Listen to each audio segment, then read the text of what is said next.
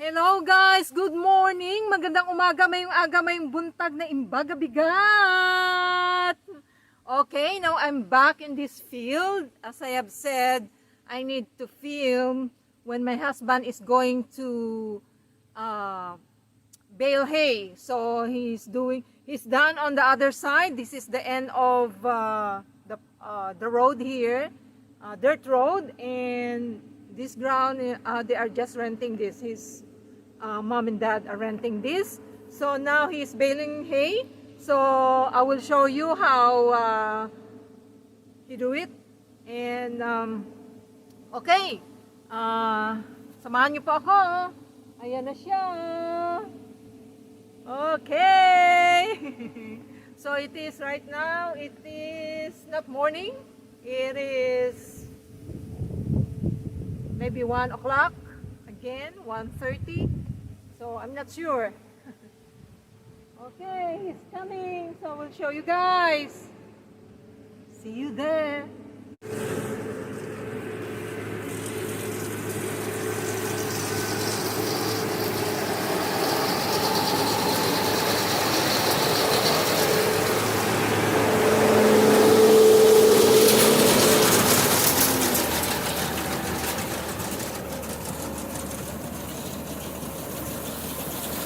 Okay, sasakay po ako. Sakay tayo.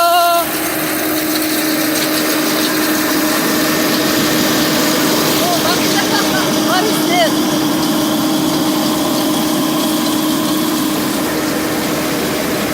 Okay, guys.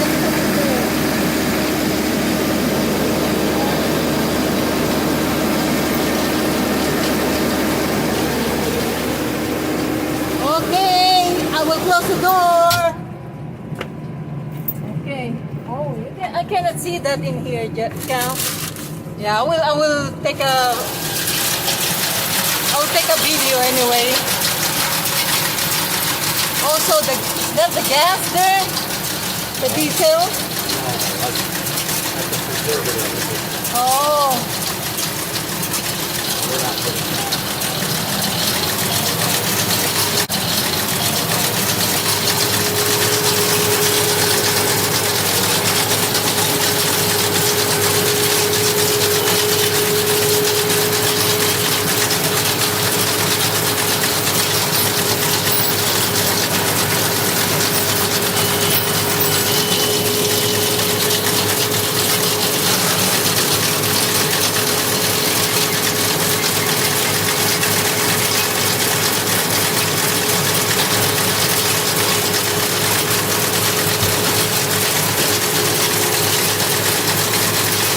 Guys, the round bale is inside.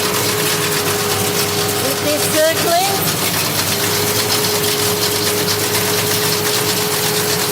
At the same time, it is rocking it inside. Stop. Stop. When you stop, okay. So as you can see, guys, there are round bale of hay.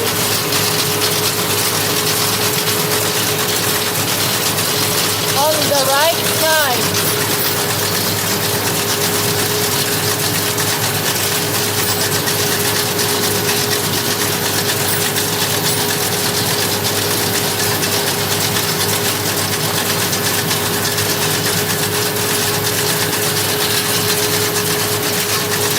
How do you call that wrap? Net wrap. So there is a roll of net wrap inside. There is none. You can close it down. Dusty. Yep, No. dusty.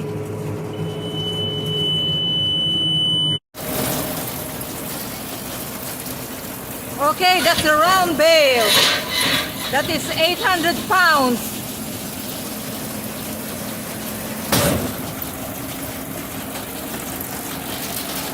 Okay, I'm gonna ride again.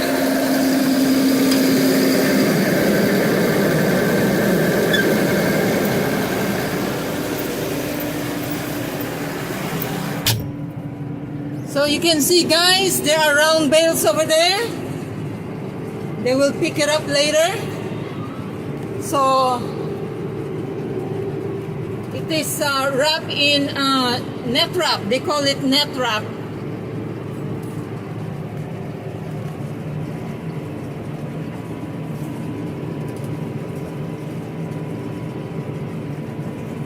Wow, the hay is growing fast, Cal. Yeah. What day I was here? Hi! Yeah, the water washed it out last fall. Erosion. Yeah. It's kind of like a ravine there, creating a ravine. Ravine?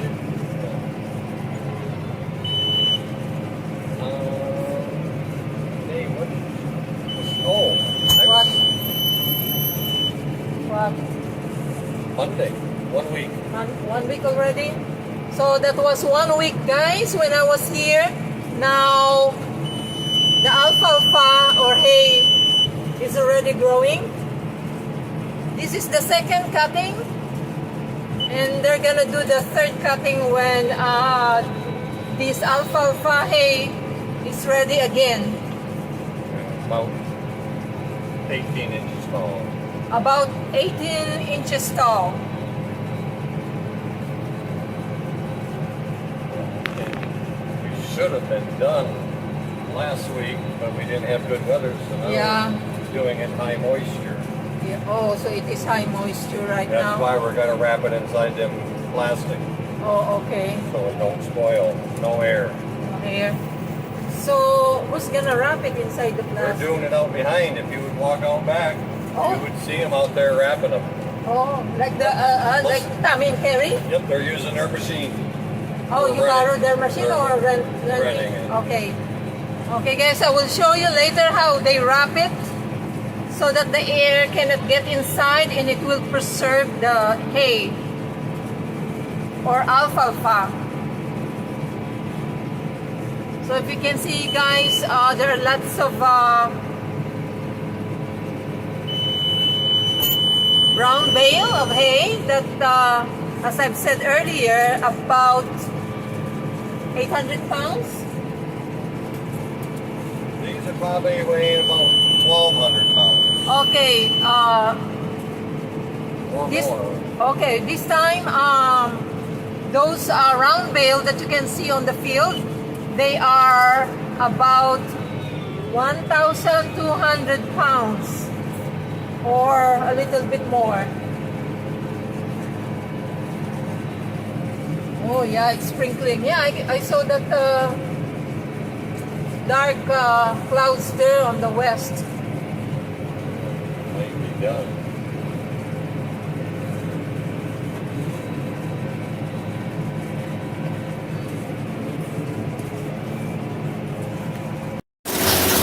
Okay, there's another bale. Dudu!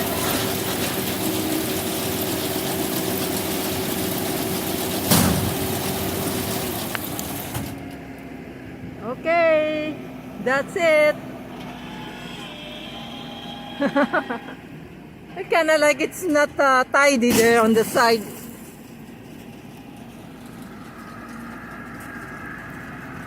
Oh, it's raining, guys. I need to. Woo! It's raining. Come on, come on, come on, come on, come on. Look, guys. Woo! Inabutan kami ng ulan. So that's the field there. So my husband stopped because he cannot bail it when it is raining like this. It is wet.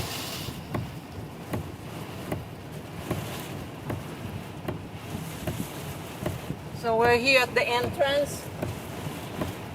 He just waved at me that we need to. Oh my! I left the east window in the back porch open, but my doggy is inside. So I don't know where's the wind coming from. Okay, southeast. It's gonna east. I hope it's not gonna get wet. Because there's a freezer on that side of the window.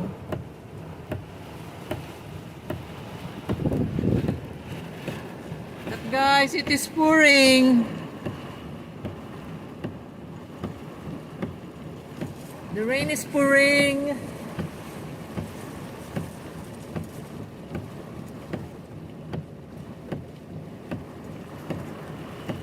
They predicted it last night already, but I didn't expect that it's gonna be really a real rain like this. I didn't check the weather channel, and I didn't expect that we're going to have much rain here in this area. Okay, he's leaving. I need to follow him. I think he's just going to park that equipment there. So the rain here stopped already. It's over there in that field. So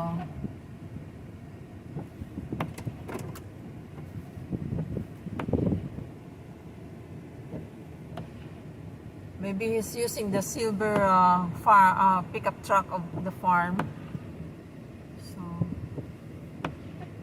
He's gonna go home, so I don't need to get inside really here. So those are the one that's done. If you can see guy on the field, I will focus it a little bit as much as I can. And there you go. So this one, my in-laws doesn't own this. They are just renting this property. Okay, so there he is. Okay, guys, the rain stopped now, and so this is the first field. So we stopped by here, and my husband parked the equipment. So okay, and so that's how they do it with the hay, and of course they feed it to the cows. And there's a certain grade of hay for the horses. So the horses are kind of like sensitive in eating hay, so it needs to be kind of like a special one. So okay, thank you for watching, guys. I hope you like the video. So they get done easily with their haying because of the modern equipment here that they are using in the United States. So if you like this video, please click the like button. And if you are new in my channel, please click the subscribe button and watch of my more of my videos. Kita-kits po tayo sa susunod na video. Thank you very much. Maraming salamat po. Bye-bye!